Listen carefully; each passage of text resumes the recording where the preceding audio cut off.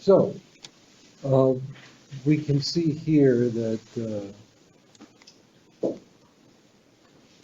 here's the descending thoracic aorta on this non-contrast CT. You can see these areas of calcification here and here, a little bit of irregularity in the contour, which you can see also on the volume rendered images.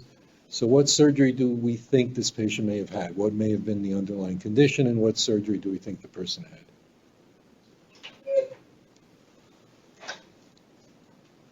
Well, the location is here in the proximal descending thoracic aorta, so is there anything that can occur there that would require surgery at that location? Any guesses? Coarctation, right. So this is the appearance after coarctation repair. So you can have a patch, or sometimes you can get calcification along where they put the patch in there, and you might also have a little bit of irregularity in the contour of the descending thoracic aorta. So that's a coarctation repair, okay? And these patients do require follow-up CT scans because they can have recurrent coarctations. They're also at increased risk of developing aneurysms or pseudoaneurysms at the site of the coarctation repair. All right, so that's what that looks like. Okay, so in this case,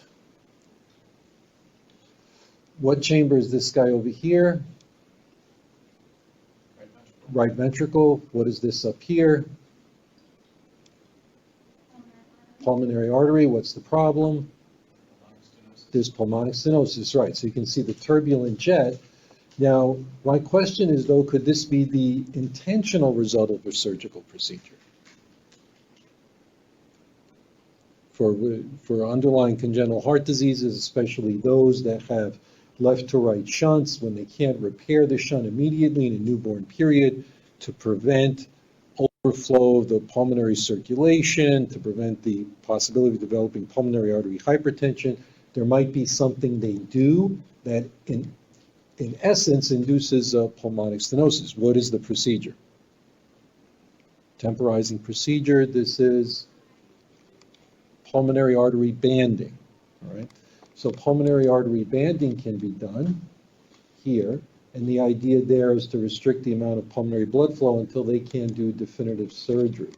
So with pulmonary artery banding, what happens is it's usually palliative conditions that have excess pulmonary blood flow. They can place a band or ring around the main pulmonary artery that reduces the blood flow and pressure within the pulmonary artery circulation, and that prevents the development of Eisenmenger's syndrome. And when the child is older, more definitive surgery can be done. All right, so this is a 25-year-old woman with a complex congenital heart disease. A particular surgical procedure was done here to increase the pulmonary blood flow. And if we look here, we can see that, by the way, the arch is on what side there? Right. So here, what vessel is this out here on the left side? This vessel over here is what out there? That's the left subclavian. And you can see that there's a connection from the left subclavian coming down to what vessel? The left pulmonary artery, right. So there's a connection here from the subclavian artery to the pulmonary artery. So this was done to increase the blood flow in this patient who had a congenital condition that caused decreased blood flow. What is this procedure called? No.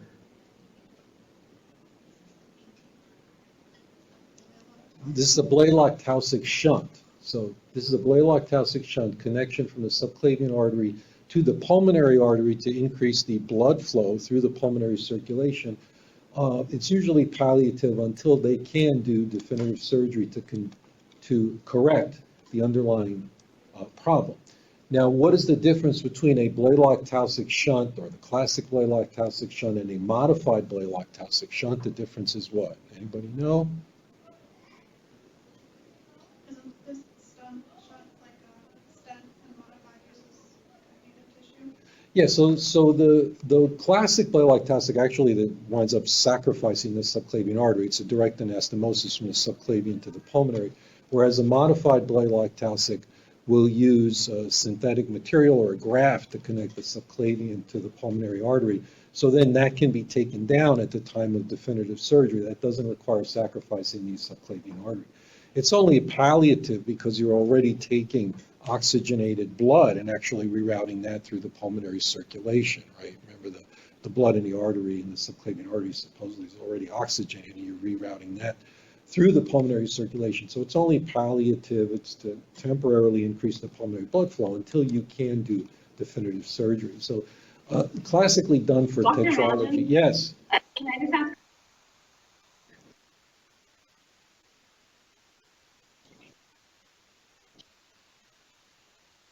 Oh, funny you should bring that. Funny you should bring that up. That will be discussed very shortly. So this is classically done for tetralogy of Fallot. So the Blalock-Taussig shunt, subclavian artery, the classic Blalock-Taussig, subclavian artery to ipsilateral pulmonary artery, usually performed on the side opposite the arch because that allows easier surgical access. Now, they also classically ipsilateral vertebral arteries ligated to avoid steel and collaterals formed to supply the arm. So that was the idea with the original Blalock-Taussig shunt. But now tend to do a modified Blalock-Taussig shunt, where here there's a graft that is placed between the subclavian artery and the pulmonary artery, and so that preserves the subclavian artery, and then this can be removed at the time of definitive surgery. So that is the modified Blalock-Taussig shunt. So here's one that has a stenosis here. You can see there at the origin of that one. Here's another example. There's that modified shunt between the vessels out there and the pulmonary artery, a little bit of stenosis there, treated with angioplasty, opens it up a little bit there, okay? And then here's a patient with tetralogy of Fallot. You can see the VSD over here, and here's some partial visualization of that shunt there on the left side. So that will go down from the subclavian artery to the ipsilateral pulmonary artery. Here you can see on the coronal view, going from the subclavian to the ipsilateral pulmonary artery. So that is a modified Blalock-Taussig that does not require sacrificing the subclavian artery, okay? Now, whose idea was the Blalock-Taussig shunt?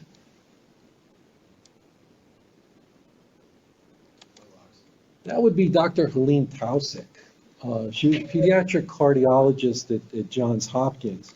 Her mother died of tuberculosis when she was 11 years old, and she actually contracted the disease also. So she was sick for a number of years when she was done.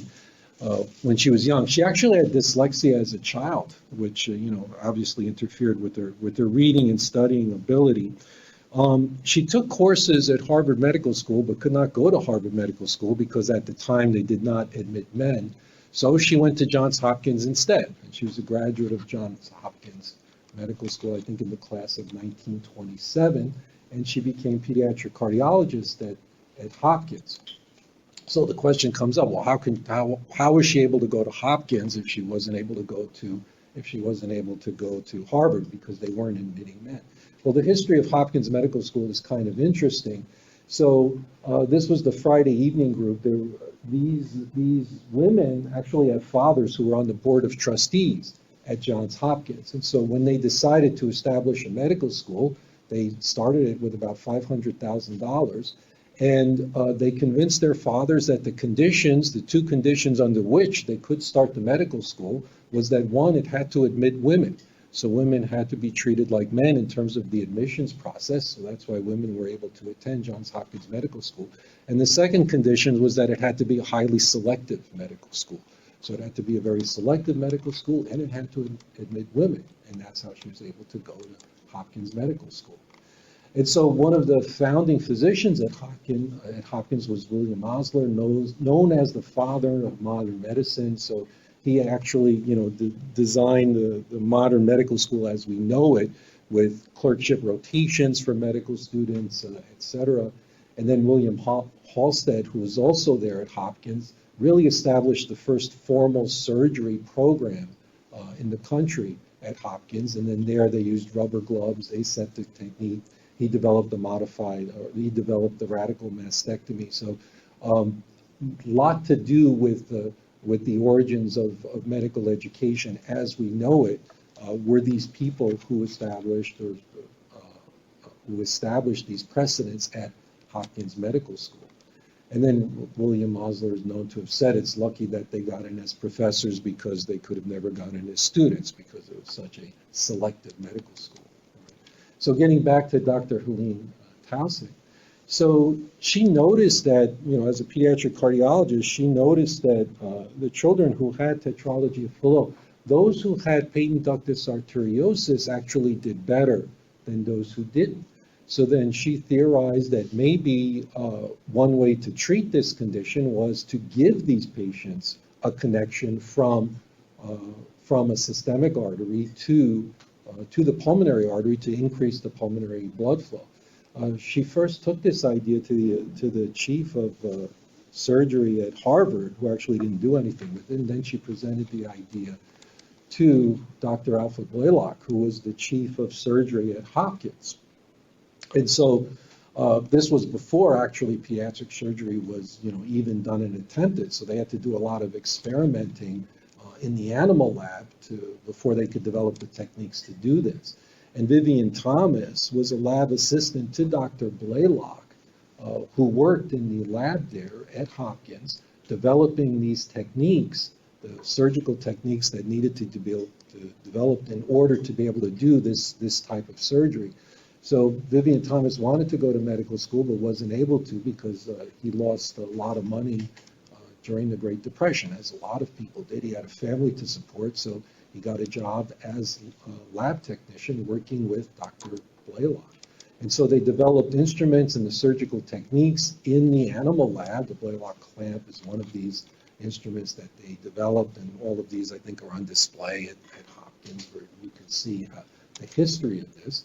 And then they actually, they had to do the first experiments on animals. Anna, the dog, was the first animal in which this was actually successful.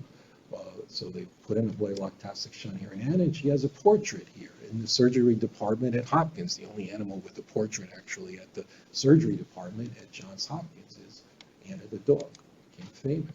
So Eileen Saxon was the first patient that actually attempted this on, and November 29, 1944 was the birth of pediatric cardiac surgery with the Blalock-Taussig shunt done at Hopkins, and this is Saxon after the procedure there.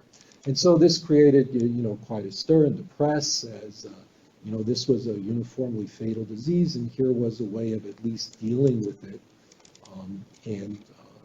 Both of these, all of these individuals who were involved with the development of this were eventually received the honors that they were due. Vivian Thomas became the supervisor of the Johns Hopkins Surgical Research Lab. So surgical residents at Hopkins at the time were for many years, were required to actually spend a year or more in the research lab where they would develop their techniques, and Vivian Thomas was responsible for training them in the research lab.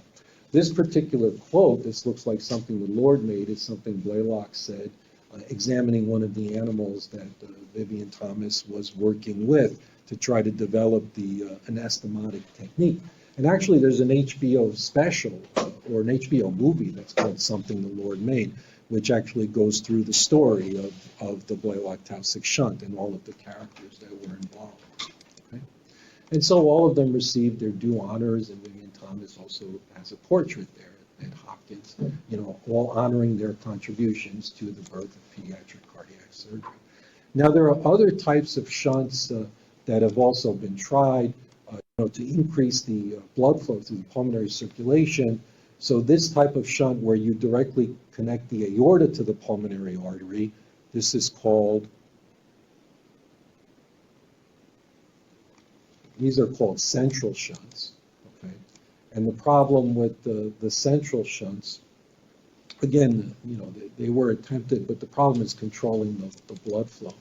So here you can see a shunt from the ascending aorta going to the pulmonary artery here on the right. You can see what happens here to the pulmonary artery. Sometimes it winds up in too much blood flow going through the pulmonary artery. So you convert a situation of decreased blood flow to a situation of increased blood flow and problems of pulmonary hypertension. So that was the complication with these central shunts. So you can have a shunt from the ascending aorta going to the pulmonary artery or the descending aorta going to the pulmonary artery. And that's the difference between a Potts and a Waterston shunt. So a Waterston shunt is connecting the ascending aorta to the right pulmonary artery. A Potts shunt is the descending thoracic aorta to the left pulmonary artery. Again, the problems with these was actually controlling the amount of blood flow going through the pulmonary circulation. But these are other types of shunts that that could be used to increase the pulmonary blood flow. So another thing that is done more recently in patients who have severely restricted pulmonary blood flow, where the pulmonary arteries are really small, often these patients have MAPCAs, major aortopulmonary collateral vessels, that go into the lung from the descending thoracic aorta. So a procedure that can be done here is called unifocalization, and what's done here is that they will connect the blood flow into those vessels, into those major aortopulmonary collaterals. So they'll sever the connections between those vessels and the aorta, and then connect blood flow to those vessels, because they tended to, when the pulmonary artery is severely obstructed, these tend to penetrate into the lung more than the usual pulmonary arteries do. So that's called unifocalization, using the major aortopulmonary collateral vessels also to get blood to go into the pulmonary circulation. Okay. Now, the definitive surgery for tetralogy of Fallot involves closing the ventricular septal defect and then opening up the outflow tract of the right ventricle, because that's where the stenosis tends to be. And also, it might also involve, increasing the size of the pulmonary artery. So a patch can be placed over the outflow tract, often extending onto the pulmonary artery, to be able to increase the blood flow going through there. And as we've said, of course, they also have to close the ventricular septal defect. So when they close the VSD, sometimes you can see the actual material that's used to close the VSD. That's a VSD patch. So you can sometimes see that postoperatively. And then often these patients can develop some calcification along the patch that is used in the outflow tract of the right ventricle to increase the size of that outflow tract. So that these are appearances that we might see after repair in tetralogy of Fallot. Okay. So here there's some stenosis. You can see stenosis here in the outflow going to the pulmonary artery. There's the right ventricular hypertrophy in this patient who was treated for tetralogy of Fallot. They might also put a graft going to the pulmonary artery from the right ventricle if necessary, if they need to do that. And here you can see some calcification of the graft itself. Okay. So this is a typical appearance here, where you have a patch that's placed along the outflow tract onto the pulmonary artery, and you can see sometimes calcification like this that develops along that outflow tract, that repaired outflow tract. Here's volume rendered views showing that. And then here, without repair of the pulmonic valve, these patients tend to develop pulmonic regurgitation, which can lead to further dilatation of the right ventricle. So these patients will need follow-up studies, usually MR, to assess their right ventricular function and to assess the degree of pulmonary valvular regurgitation, because eventually they might need a pulmonary valve replacement. Sometimes they can develop aneurysmal dilatation of the pulmonary artery, both as a result of surgery and as a result of the pulmonary regurgitation. So that can also occur sometimes in these patients after repair of tetralogy of Fallot. So this pulmonary regurgitation is very common after repair of tetralogy of Fallot. These patients have dysplastic pulmonic valves, and after surgery, pulmonary regurgitation is pretty typical. So these were some of the shunts that we've covered to increase blood flow to the pulmonary circulation in patients who have severely decreased pulmonary blood flow. And then, as I've said, here's an example on MR. This patient has a dilated right ventricle. This was after surgery for tetralogy of Fallot, and that was because of the pulmonary valvular regurgitation. So you can see the dilatation of the pulmonary artery. The regurgitation is so bad you actually can't see it on the MR in this particular case. And here it is on the echo. You can see the changing of the color here from the pulmonary valvular regurgitation in this patient. So to evaluate the severity, yeah. I'm going to get to that, okay? To evaluate the severity of pulmonary valvular regurgitation by MR, how can we do that? How do we evaluate the severity of pulmonary regurg with MR? What pulse sequence do we use? Yeah, and where would you do it? Where would you take your measurement?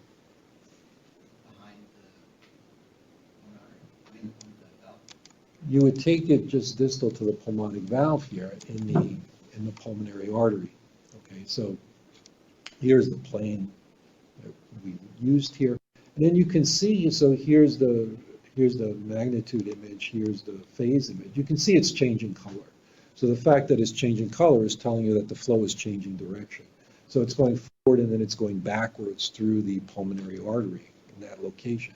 So we can measure the amount of forward flow, we can measure the amount of reversed flow. So the flow below the baseline is the reverse flow. We can measure that. And from there, forward flow in this case was 148, regurgitant flow was 75, so the regurgitant volume was about 50% in this particular patient. So these patients can be followed then with MRI after surgery for correction of tetralogy of flow, looking for their right ventricular function and assessing the degree of pulmonary valvular regurgitation. So the net forward flow in this patient was only about 33% of the net flow. So I'm not going to test you on this stuff, but the important thing is there are criteria for when these patients would need pulmonary valve replacement. You can't do that as a child because they would outgrow the pulmonic valve. So after correction for tetralogy of flow, when these children get older, or when these individuals get older as young adults, they follow the right ventricular function and assess the degree of pulmonary valvular regurgitation, and then at a certain point they may require replacement of the pulmonic valve to prevent deterioration of right ventricular function. Okay? All right, so the Rastelli procedure. What is the Rastelli procedure? So the Rastelli procedure is an external conduit. Basically, it's come to be known as an external conduit from the right ventricle to the pulmonary artery that contains the valve. So originally it was used for patients who had detransposition with severe pulmonary obstruction. And so they would put a conduit then from the right ventricle to the pulmonary valve, and then there would be to the pulmonary trunk, and they would reroute the blood flow from the left ventricle across the ventricular septal defects, and then that would wind up going into the aorta. So in essence, it was a way also to correct for the tetralogy for the transposition. So that was developed by Giancarlo Rastelli, who was the chief of cardiovascular surgery at the Mayo Clinic. Unfortunately, he died at a very young age of Hodgkin's disease at the age of 36 after developing that procedure. So that is the Rastelli procedure for severe pulmonary obstruction. So here's a case where you can see the conduit going from the right ventricle here to the pulmonary artery. All right, so in this case, this was done for pulmonary atresia. So following this down, there's the conduit, okay, and that goes from the right ventricle to the pulmonary artery. So when there are issues with the outflow tract of the right ventricle, they can't use that to connect to the pulmonary artery, so then they will need to use a conduit. And so this was the Rastelli procedure. Okay. Problems with this, all right, here's one example of a problem. What's the problem here?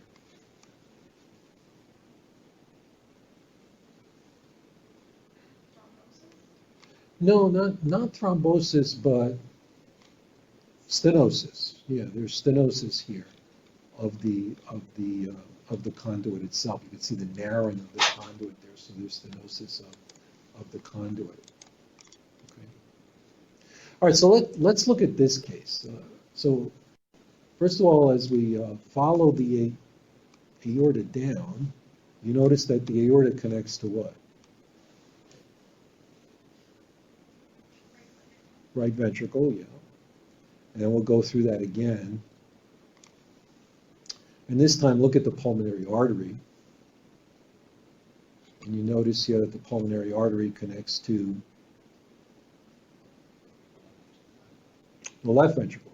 Now, if you look at the configuration of the aorta and the pulmonary artery as we come down, right, quickly, we've said how you can make a diagnosis of this as we come down and look at the position of the ascending aorta here relative to the pulmonary artery. You notice it's anterior and to the right. So this patient has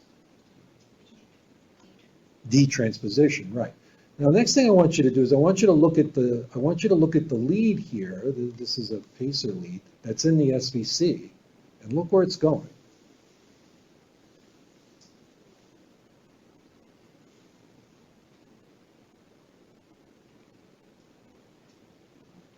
Where's it going? Yeah, it goes into the left atrium. And now look at the pulmonary veins here as we come down, okay? So examine the pulmonary veins. So there's the pulmonary veins going in here, and then that blood is going into what chamber? Right ventricle, right? So we have the right atrium connected to the,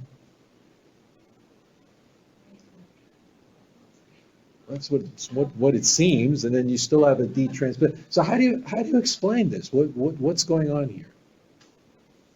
How is it that? So the clue is look at the sternum. So what do you see in the sternum? Yeah, so this patient had surgery, right? So this particular surgery was done for detransposition, and what it involves is rerouting the blood flow so that the patient still has the transposition. The right ventricle here is still attached to the aorta, left ventricle is still attached to the pulmonary artery, but the blood flow has been rerouted. So the pulmonary venous blood flow here winds up going into the right ventricle, and then from there it goes into the aorta. Right? So the blood flow from the SVC and the IVC have been rerouted into the left ventricle, right? And then from there, that blood will go into the pulmonary artery. What is this procedure called? What? It's called an atrial switch, but the person's name is, so here we can see the leads coming down, the SVC, and they wind up going into the left ventricle because of this rerouting of the, so there, this is the baffle, B stands for baffle, and it goes into the left. So blood flow here is rerouted from the pulmonary veins into the right ventricle. So surgery for detransposition. If cyanosis is severe because of very small shunts, a palliative procedure has to be done because otherwise the two circulations are independent and it's incompatible with life. So a palliative procedure is ripping up the intraatrial septum to allow communication of the two circulations until more definitive surgery can be done. So that's called a Rashkin procedure or Blalock-Taussig procedure. So opening up the intraatrial septum as a palliative measure to increase the circulation, to increase the communication between the two circulations until more definitive procedures can be done.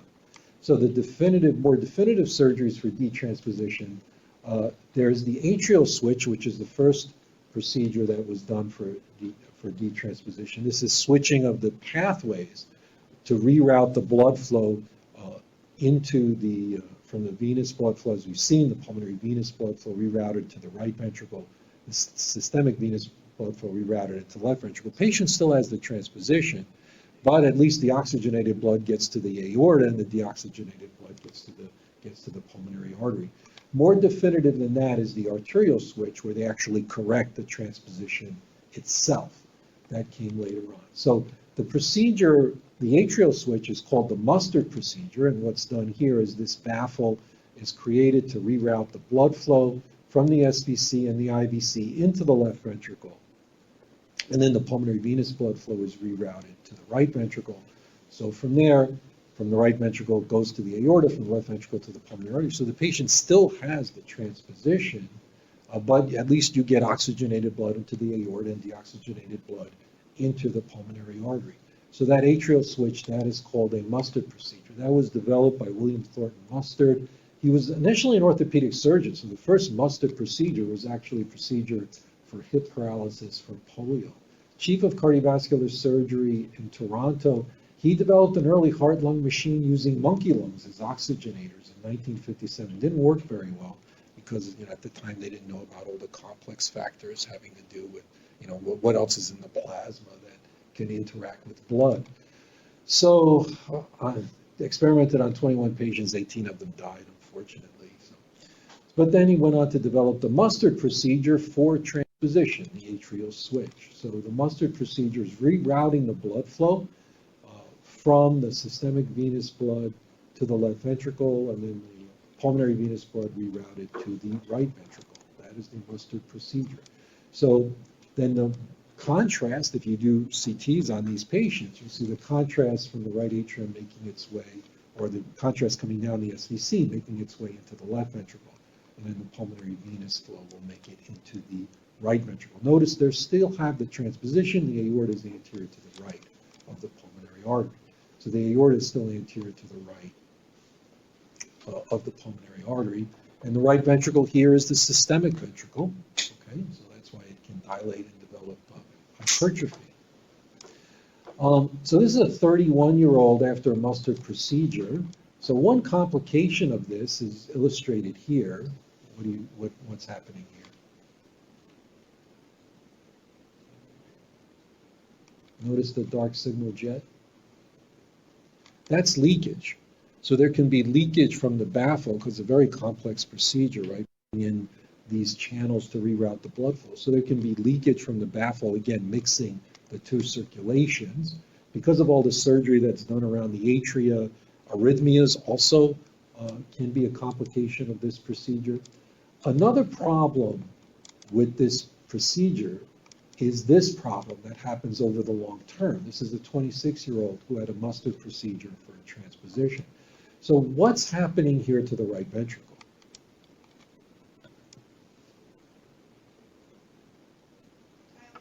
It's dilated. What does that mean? Well, when a ventricle dilates like this, and what do you think of the wall motion? What do you think of the ejection fraction? Diminish, right? So what's happened? Failure, right? So this is the long-term complication, is that the right ventricle is not designed to pump against systemic vascular resistance over the long term. So the right ventricle fails, okay? So that is the problem long term whenever the right ventricle is used as a systemic ventricle. Right? So these are some of the complications of the atrial switch: obstruction, arrhythmias, conduction defects, leakages, tricuspid insufficiency, right ventricular failure over the long term. Here we can see, here there's some obstruction between the SVC and the left ventricle. You can see stenosis there, so that had to be treated with angioplasty in that particular case. So a more definitive procedure was developed, and this is a question that they have shown on the exam, and you're supposed to be able to tell just by looking at the images what the procedure was. Okay, so this patient also had surgery for transposition. What's the procedure that was done, and how do you know that that's the procedure that was done? So this is the arterial switch. So it is the definitive correction for transposition. How do you know that's the procedure that was done, though? How do you recognize it? What's that? Yeah. So the pulmonary artery kind of straddles the ascending aorta. You see the right and the left pulmonary arteries will straddle the ascending aorta. All right. So when you see that configuration, that tells you that the patient has had an arterial switch. Okay. So we recognize the arterial switch when we see the pulmonary artery like this, straddling the ascending aorta. One goes to one side, one goes to the other side. So that's the aorta there, okay? So that's an arterial switch. This is the appearance. The pulmonary artery here straddles the ascending aorta. That's a post-surgical appearance of the arterial switch. All right? So for the arterial switch, they will detach the aorta and the pulmonary artery and then reattach them to the correct ventricles. It's very difficult because they also have to re-anastomose. They have to reattach the coronary arteries when they do this procedure. So that is the definitive procedure for deep transposition, the arterial switch. And we will recognize it on imaging because you will see the pulmonary arteries straddle the ascending aorta after the arterial switch. So you need to know, of course, the appearances of normal pulmonary artery anterior to the left, D transposition, pulmonary, the aorta anterior to the right of the pulmonary artery, L transposition, aorta anterior and to the left of the pulmonary artery. If you remember that very quickly, you can make these diagnoses just on very few images. And then the appearance of an arterial switch, also called the Lecomte procedure or Lecomte maneuver, where the pulmonary artery straddles the ascending aorta, the right going to the right, the left going towards the left side. All right, so very quickly you can recognize that as an arterial switch. So here's CT showing you the straddling of the ascending aorta, right pulmonary artery, left pulmonary artery. There it is on the volume rendered view. See the pulmonary arteries going on either side of the ascending aorta. So that is the arterial switch. Complication of this is that patients can develop stenosis of the pulmonary arteries where it straddles the ascending aorta. This patient required stents placed within the pulmonary artery there where it straddles the ascending aorta. So that is the arterial switch. So I'll tell you that this patient had surgery for congenital heart disease. So let's take a look here. So first, this guy over here is what? What's that guy? Yeah, so that's the IVC going into the right atrium, right? So we can see that that's the right atrium. What do you notice about the right atrium? What about the size of the right atrium here? Dilated, right. So this chamber over here is going to be what? Right ventricle. What do you notice about the size of the right ventricle? Really small. So why is that? And you can see, right, there's no tricuspid valve. This patient has tricuspid atresia. So there's a very small right ventricle. Okay, so then this chamber is left ventricle, right. So this patient only has one really functioning ventricle that can be used, right? Because the right ventricle is too small to really function. Right? And so we notice here that the aorta goes down there. So we can see that the aorta is coming from the heart, right, which would need to be because you need a ventricle to pump into the aorta. What about the pulmonary arteries here? What are the pulmonary arteries connected to? So let's follow that and tell me what the pulmonary arteries are connected to.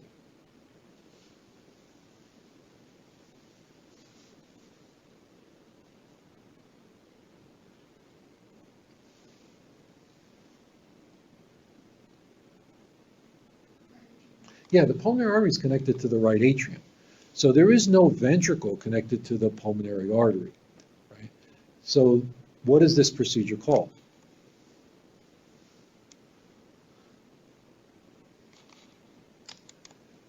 So this is called a Fontan, right? So this completely bypasses the heart to get blood flow through the pulmonary circulation. So this is used when you only have one functioning ventricle, and you need to use that ventricle as a systemic ventricle.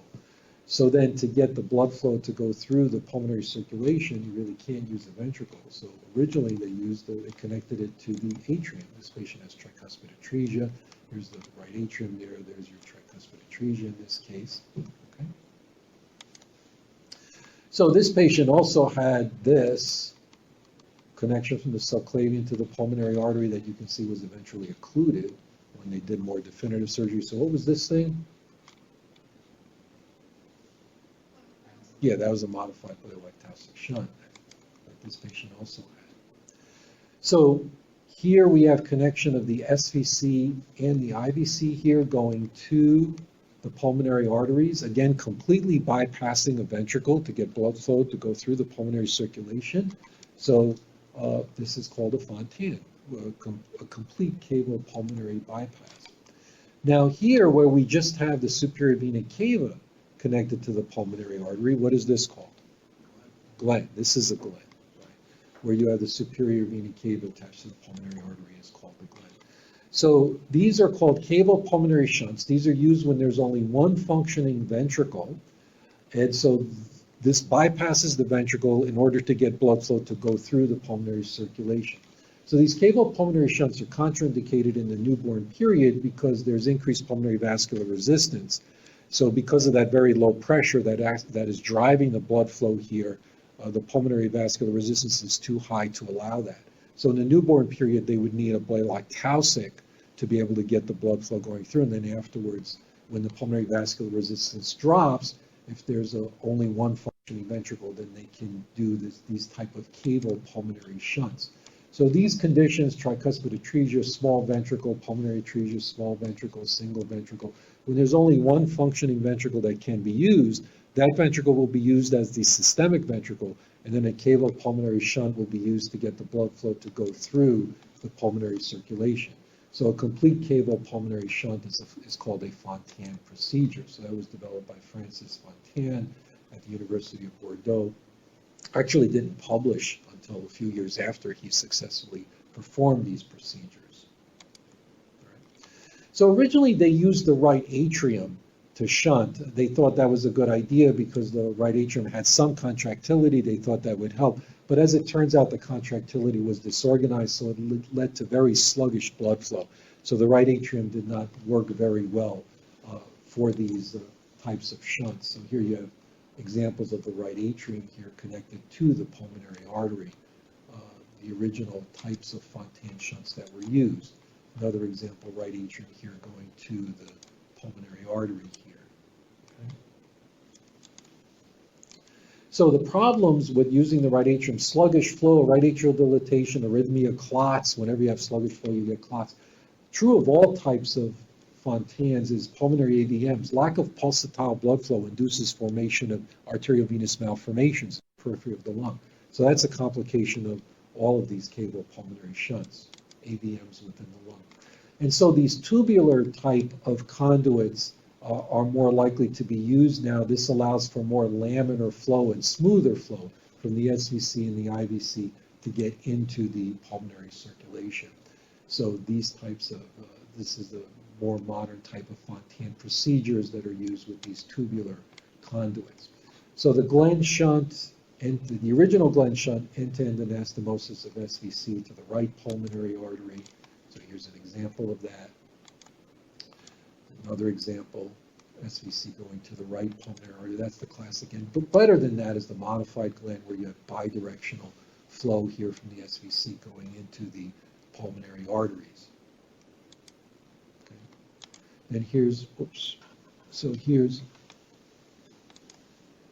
an example of that. So you can see the SVC coming down, connected to the pulmonary arteries here.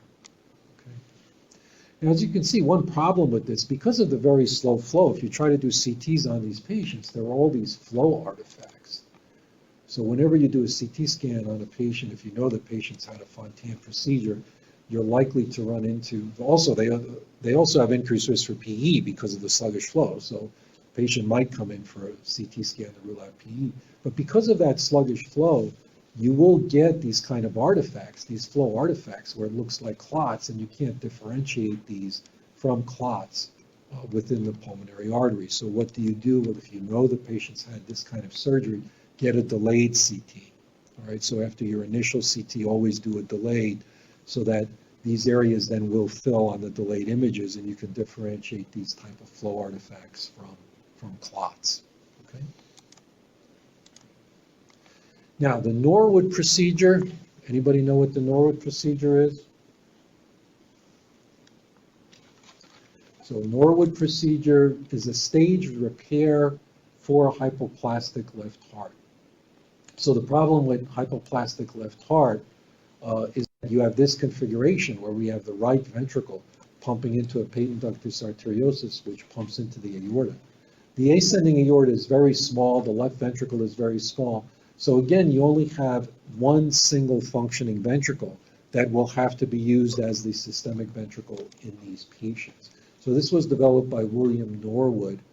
It was actually quite controversial when he first developed it, because it wasn't, for a number of years, for a few years, we were trying to do it. It wasn't until 1982 that the first patient actually survived all the stages of this surgery. So a stage repair now for a hypoplastic left heart is called the Norwood procedure. So the Norwood stage 1 is performed at birth for this procedure. And the idea here is that they will convert this ventricle, this right ventricle, into the systemic ventricle. So we'll connect that to the aorta. And then again, because in the newborn period, there's elevated pulmonary vascular resistance. So how do they get blood to go through the pulmonary circulation? Well, they put in this connection from the subclavian artery to the pulmonary artery, which is called a modified Blalock-Taussig shunt, right? So now you have blood flow going through the pulmonary circulation, and they've converted this right ventricle into the systemic ventricle, pumping into the aorta. In stage 2, they take down the Blalock-Taussig shunt, and then they do what's called a hemi-Fontan, or kind of like a Glenn, where they attach the SVC now to the pulmonary artery, so that's stage 2. So they take down the Blalock-Taussig, now you have the SVC connected to the pulmonary artery. That is stage 2 of the Norwood repair. And then here in this example, you can see on these CT images, this is the neo-aorta here. So that's constructed by connecting the pulmonary artery here to the rest of the aorta. So the blood goes from the right ventricle into the pulmonary artery into the rest of the aorta there. Okay. And then there's a Glenn shunt here, SVC going into the pulmonary artery there on the right side. That's after stage 2. Stage 3, now it's a complete Fontan. They connect the IVC now to the pulmonary arteries, and now there's a complete repair. The two circulations are completely separate. The right ventricle is the systemic ventricle. You have blood flow from the SVC and the IVC going into the pulmonary artery. So after stage 3, SVC, IVC blood flow goes to the pulmonary artery. Right ventricle is the systemic ventricle pumping into the aorta. So that is the Norwood repair. So you've taken this condition, the hypoplastic left heart, converted it to this, where the right ventricle is the systemic ventricle, and now a Fontan here allows the blood flow to go into the pulmonary circulation, again bypassing the ventricles here for the pulmonary circulation. And so as we follow the aorta down here, that will take you to the right ventricle. Here's that superior part of the Fontan going into the pulmonary arteries, and then here going into the right ventricle. Right? So there's the Fontan on this side. So blood flow from the IVC and the SVC will make it to the pulmonary artery, and then the aorta here will be connected to the right ventricle. So as we come down, we'll see that the blood flow here from the SVC and the IVC will make it to the pulmonary arteries, and then the aorta here will make its way and be connected into the right ventricle. So that is the Norwood repair for hypoplastic left heart. This patient also has left lung atelectasis. Okay, who performed the first successful heart transplant on a human?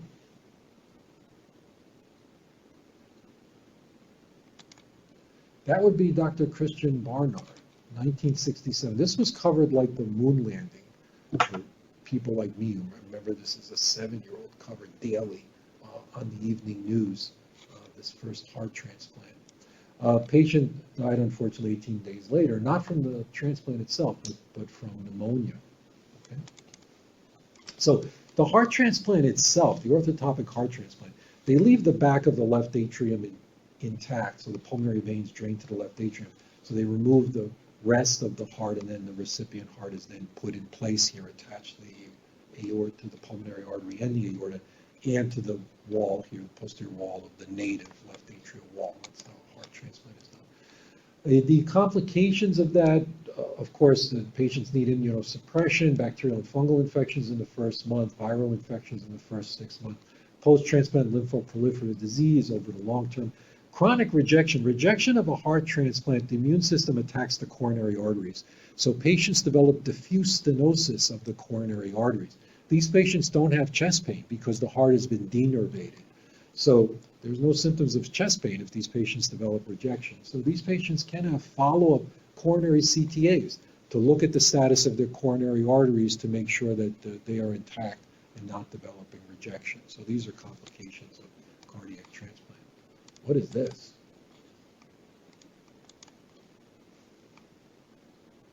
Notice this patient has 2 hearts. Right? So that is called a heterotopic heart transplant. So it's used in patients who have very high pulmonary vascular resistance. If they do a heart transplant here, because the pulmonary vascular resistance is so high, the transplant itself would fail. So the native heart is used to pump through the pulmonary circulation, and then the transplanted heart will be used for the systemic circulation here. So who performed the first successful heterotopic heart transplant? Again, that would be our buddy, Dr. Christian Barnard here. So the wonders you can do before the days of IRB. Okay, so he performed that also. All right. So those are some of the basic procedures for congenital heart disease. So we will move on now to